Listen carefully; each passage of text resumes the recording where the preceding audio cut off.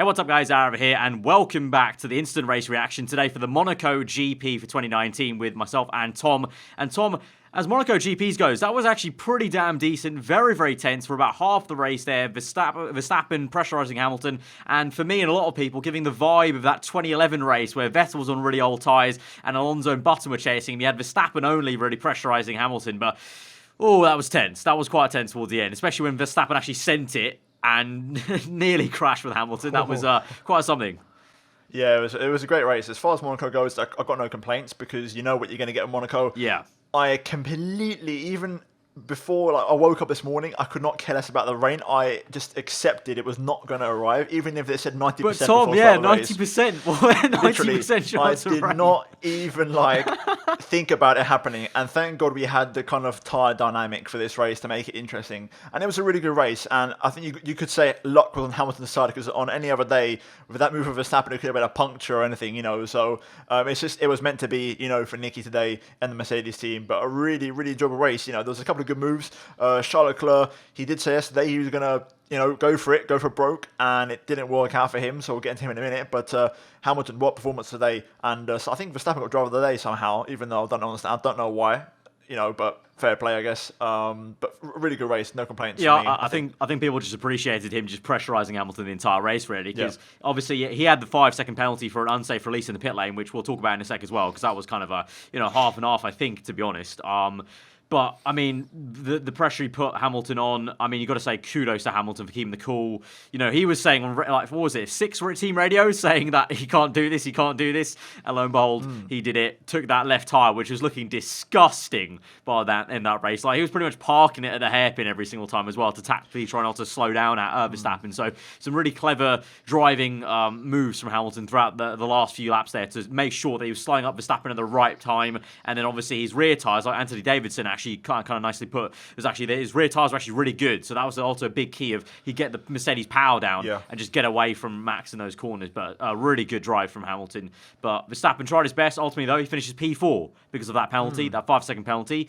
Now, at the time, I thought, wow, that's unsafe release. But then the way Brundle kind of explained it of how Red Bull could have argued it was the fact that obviously Ferrari and Merc also came in, so it could have been a case of Red Bull really just didn't see where Merc were through the Ferrari guys and then just released him instead of just waiting.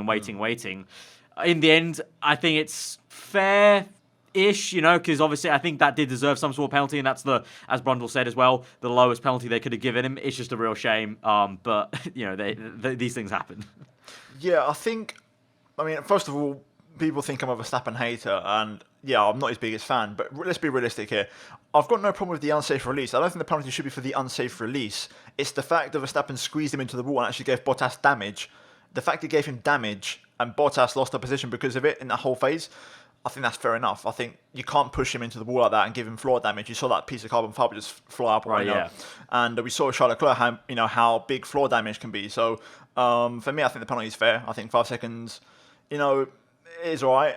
It could have gone any way, to be honest with you. I think it could have been 10 seconds, could have been 5, could have been a drive-through. I think it just depends on what side of the bed you wake up on if you're a steward, I guess, because it could have been lots of different things. For sure. But I think this ties into the theme of stewards this year. They want to try and F1 be a little bit more raceable, not be so, you know, arsey with penalties like we saw with Verstappen signs at Bahrain as well. Those kinds of incidents where they're just kind of letting it slide a bit more. So you got the minimum penalty, I'd say, because I think a penalty was needed, to be honest. You know, you can't put something. I think that's just my opinion. It's even with unsafe safe relief. As soon as I saw it, I thought that's probably going to be a penalty. It's going to be unfortunate because he has jumped him there. And now he can have a go at Hamilton, and that meant the race lead race wasn't actually for anything in the end. But it was a tense one nonetheless. Because also there's that point where I think all of us were thinking maybe, you know, if you're Verstappen here, do you just go for broke like Leclerc said and literally just go for it, and there might be a crash or not? Because you know, there's always going to be a possibility, and you never know with Max. He's calmed down quite a lot. He's matured so much this season. He's been doing his best, I think, ever in F1 so far with the drive he's shown and being a real team leader for Red Bull. But you just never know. There's still that caveat of, I think, Verstappen's still capable of just sending it and causing chaos like that sometimes. So yeah, I mean, like I said, I think Hamilton was lucky today because that crash could have ended completely different. I think like you Verstappen said, could have lost his wing. Hamilton could have had a left rear puncture. You know, they're still under investigation. I don't think nothing will come from it. I mean, Brundle did say on commentary like maybe Hamilton could have tried to have made the chicane a bit easier. You know, not just go straight on. And also Verstappen, if he'd made the corner, he'd have a case, but he also went long, so that's still under investigation. Nothing will probably come from it, and I guess we'll see. But I think, me personally, and I don't want to be too biased here, but I think, I've got to give a shout out to Sebastian Vettel today. I thought, considering how poor the weekend's been for them and how bad they've been this season, and also Vettel himself as well, they needed that today. That's their best finish of the season, which is hard to believe. That's actually mad. That's actually really mad. It is the case. That's actually mad. So, considering he had the FP3 crash right before qualifying, just scraped through Q1, he was not, his teammate. He was not dialed in. He was not dialed into the circuit. And the last thing he'll do is have a crash or an incident around Monaco when it comes to crunch time in qualifying. When he hit the wall in Q1 as well. Yeah. So I think, all things considered, knowing how poor that car is around slow speed corners, as we saw in Spain, I think that's a really good weekend for Vettel and Ferrari. And dare I say, on another day with that Max Hamilton incident, it could have been a different story, today. It could have been the kind of thing Ferrari needed to really, give them something for this season. But also, I want to give credit to Hamilton. Not one lockup on those tyres. Not one. Actually, that's a very good point. Which is something, hats off, because the first lockup he does, if he just does one, he's flat spotting it, that tyre, and that's it, it's game over. And he did not do nothing. He did not put a single foot wrong. So that deserves immense credit as well, which is, for me, why he's my driver of the day. That man not one lockup. It's one where I think over time, I think this will mature into one of the classics around Monaco in terms of defensive driving. We had, they mentioned in commentary, the whole Senna v Mansell thing, and you got to remember that when they're talking to Hamilton about trying to persuade him to keep going in that race, they really should have just said, "Look, mate, if you pit now, you're going to come fifth. Just defend and do it." In the end, they didn't say anything. Well, we don't know they cut any radio, but. They were going flashbacks to 2015 when when Hamilton asked to pit, they did pit him, and he lost the race to Rosberg and Vettel that year when he was, the infamous race where it was his to lose.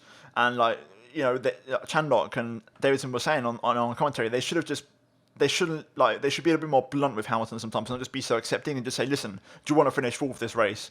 Do you remember what happened 4 years ago? Remember that. It all worked out, so it's all good. Just about. Yeah, we'll run through the little order then. P5 for Gasly with the fast lap of the Grand Prix.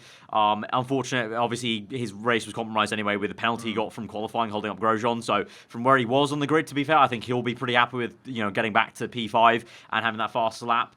Sainz P6, really good job for him because one of my drives of the day. Yeah, because he actually managed to jump. It was Ricciardo and Grosjean in the whole tail end things with the pit stop strategy they pulled off. So McLaren also played that really well. 2 Toro Rossos pretty much finished where they qualified, near enough, I think. So very, very solid. I thought Kvyat had a really good weekend this weekend. Again, I think in qualifying, he was really punching above his weight in qualifying. I think he, a really good session. I think the last couple of weekends he's been quietly under the radar, good. Really, really impressive, and kind of showing that maturity finally a bit, in a way, because Albon just started to kind of turn on a bit.